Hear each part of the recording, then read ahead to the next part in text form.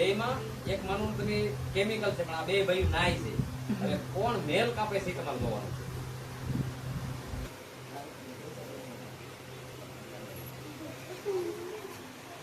છતાંય આ વાળ ને અત્યારે કેરે, પછી માલપા ઉંદરી બનાવે, પછી કોળો થાય, વાળ કેરે, વાળ.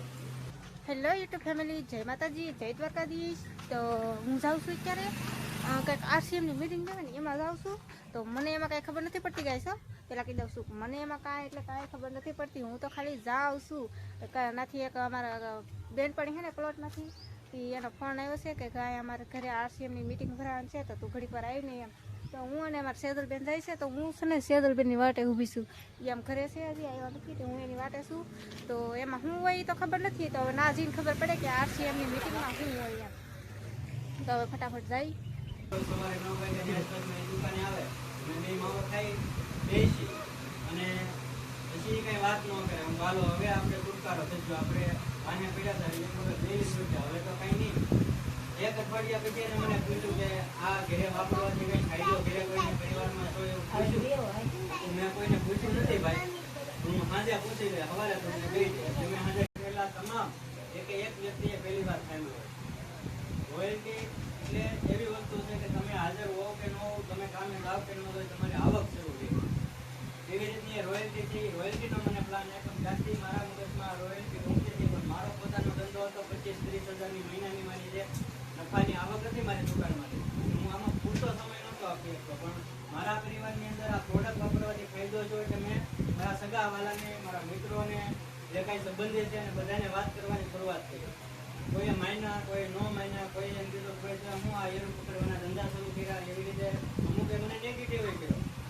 પણ મને મારા બાળપણના મિત્રએ એવી રીતનો પ્લાન આપેલો હતો. પહેલેથી મને આવું કીધેલું હતું કે ભાઈ કોઈ ઘોડો આપણે ઊંચા કોટડાની જો વાત કરવામાં આવે પછી તો અમારા ગામમાં લગભગ 80% લોકોને જમીન નથી. 80% લોકો દુકાનદારક છે, કે જે કંઈ લારી છે, પોતાની દુકાનો છે, એ ધંધા ઉપર આધારિત છે. અને એ ધંધાની પણ હું તમને વાત કરું. ભલે અત્યારે હું માર્કેટમાં નથી બેસતો, મારા પપ્પા માર્કેટમાં બેસે છે ઊંચા કોટડાની બજારમાં. તો મને ખ્યાલ છે કે પહેલા જે વેપાર થતો એ વેપાર અત્યારે થતો નથી. પહેલા જે નફો મળતો એ નફો અત્યારે મળતો નથી. અત્યારે મોંઘવારી એટલી વધી છે, પણ આવક સામે મોટી નથી થતી આ ધંધાની. એ મને ખ્યાલ છે ઊંચા કોટડાની બજાર. તો સાહેબને 15-16 વીઘા જમીન છે, એમાંથી ખાલી બાળકોનું જે ભણતર છે એ પૂરું કરે છે. ખેતી તો હજી કરે છે, પણ વધારેમાં વધારે સમય જેમ મેં રોયલ્ટી માટે કામ કર્યું એમ એને પણ રોયલ્ટી સમજાણી આજથી 2 વર્ષ પહેલા. અને રોયલ્ટીને ધ્યાનમાં રાખી અને એને કામ શરૂઆત કરી કામની. અને આજે એવો સ્ટાર પ્લેટિનમ કે જે સૌથી મોટામાં મોટી રોયલ્ટી જે ગણાય, 3% થી લઈને 8% વચ્ચે જે રોયલ્ટી બોનસ ડાયરેક્ટ એને મળે, એમાં એ 8%ના લેવલે પહોંચી ગયા. અને વધારે સમય ન લેતા હું અહીંયા જે સાથે આપણે બેઠા છીએ એમાં જોરદાર તાળીઓના ગડગડાટ વચ્ચે બીજાના નેસથી મહિપતસિંહજી કોઈને હું અહીંયા સ્ટેજ ઉપર માટે વેલકમ મહિપતસિંહજી.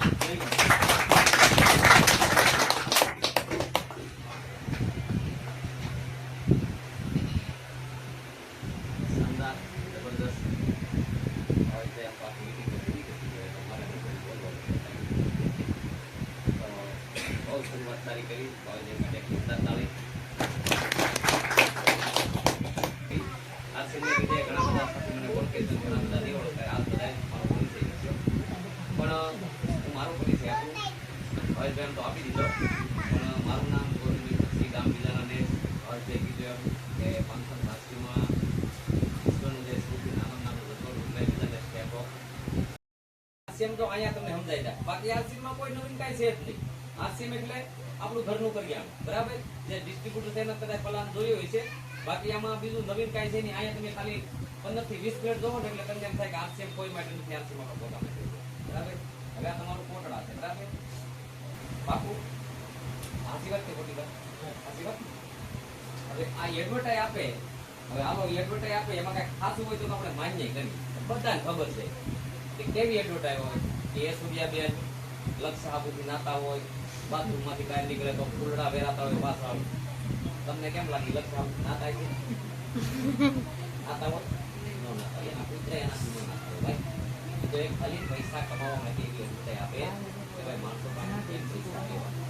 ખોટા પૈસા એવા બુકિંગ વાળા લઈ જાય એટલે થોડા હાથ મોટા થતા ને તમને યુવાનોને ખબર છે કે સલમાન ખાન અજય દેવગણ એની એડવર્ટાઈ આવે, સલમાન ખાનની એવી એડવર્ટાઈ આવે કે તુફાન નામની સોડા પીતા હોય, પ્લેનમાં હોય, જ્યાં પીતા તમને ડુંગરા માથે પડે, જ્યાં પાછા મકાન માથે પડે, તો એને કાંઈ થતું નથી કારણ કે સોડામાં એટલી બધી તાકાત છે. તમે બે પીન તો કાંઈ પણ બાકી તો આપણે પેલા ગઢિયા કેવા હતા ખબર? મત મોટેમાં તમારે ત્યાં બાજરો ફૂટી ગયો હોય તો હું તમને કહું બાજરો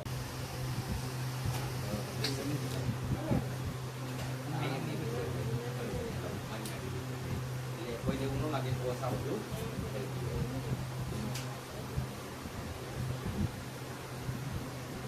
અહીંયા તમારો દરિયો છે ફરે દીવ છે કલર તો મેં સાથે કેમ દીવ રેકો આપણે કહેવાય નહીં પણ માથું છે અમારે પેલા બધું હાથું હવે આપણે સિસ્ટમ આવ્યો ને આ જો છે આપણો દવ જો આ બેયમાં એક માનું તમે કેમિકલ છે પણ આ બે ભાઈ નાય છે. હવે કોણ મેલ કાપે છે તમારે જોવાનું છે.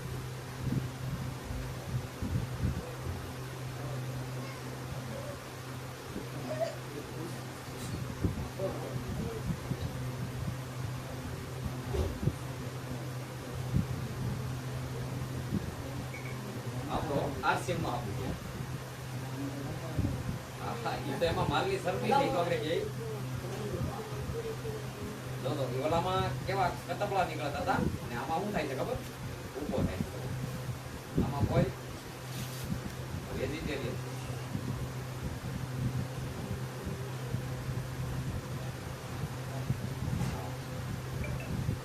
બે ના ખોખા લાવો તમે બે ના એ રાખો.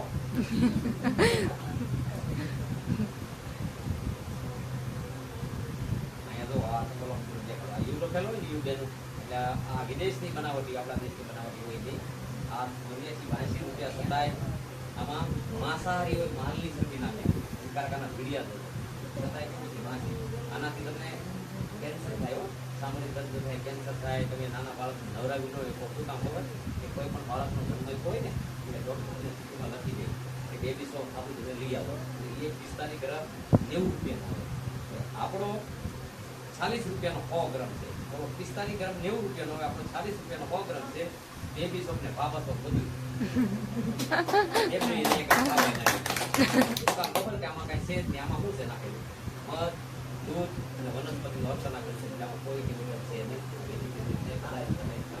ખુલ્લે આમ તમે નાહીએ બરાબર, આનાથી કાંઈ તકલીફ ન થાય. બતાવો હાલો ભાઈ કોનો મેલ કાઢવો? એનો પાસે જવાબ લેવો છે. ક્યાં આપું એ મેલ કાઢવો? આરસીએમ ને કાઢવો ને. કેટલા રૂપિયાનો છે? 40 રૂપિયા. આ કેટલા રૂપિયાનો છે? 82 રૂપિયા.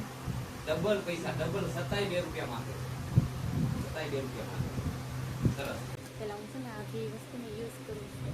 કેમ કે સકલ નહીં તો 180 મિલી 220 રૂપિયા 200 મિલી અને 120 રૂપિયા તમારું કૂપન કટવેલું હોય, તમારું આઈડી ખોલેલું હોય તો ખાલી 98 રૂપિયા. છતાંય આ વાળ ને ચાર ખેરે, પછી માલપા ઉંદરી બનાવે, પછી કોડો થાય, વાળ ખેરે, વાળ ને પીસડા તમે બોલા ને કહેતા નોકા પાડી દે. આ કામ આવું આ કરે 220 વાળું. આપણું આ છે ખાલી 98 વાળું. અને ભાઈ હમણાં તો સનકડા ગયો ત્યાં તમને એવું કીધું કે નિકલસની જે કડી આવે ને એ આપણે બીલી બાગ આવે ને વાળ લેશું એટલે આપણે કહી દઈએ કે ભાઈ 2 વરે 2 વરે 3 વરે છોકરાને સફેદ વાળ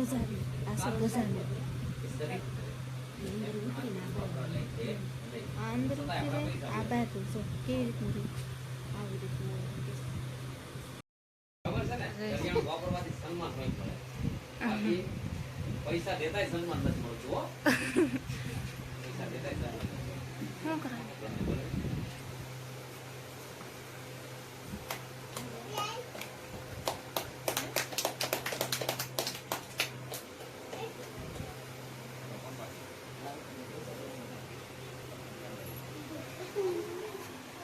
ફેમિલી આપણે વ્યવસાયી ઘરે તો આપણે ગયેલા હતા આરસીએમની મિટિંગમાં ગયેલા હતા તો વ્યવસાયી ઘરે અને આપણે કેટલાક કલાક 2 કલાક તો ના બેઠા આવીશું પછી આવ્યા ઘરે. કેમ કે આપણે પહેલી વાર ગયા આરસીએમની મિટિંગમાં શું હોય તો આપણને કંઈ ખબર નહોતી.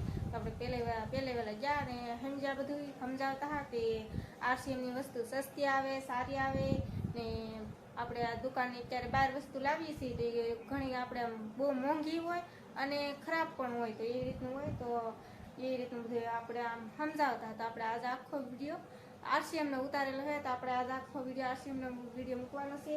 અત્યારે આપણે વિડીયો હવે પૂરો કરી નાખવાનો છે. તો તમને અમારો વિડીયો ગમ્યો હોય તો લાઈક શેર અને સબસ્ક્રાઈબ કરી નાખજો. તો મળશે એક નવા વ્લોગમાં. તો બધા મિત્રોને જય માતાજી, બાય બાય.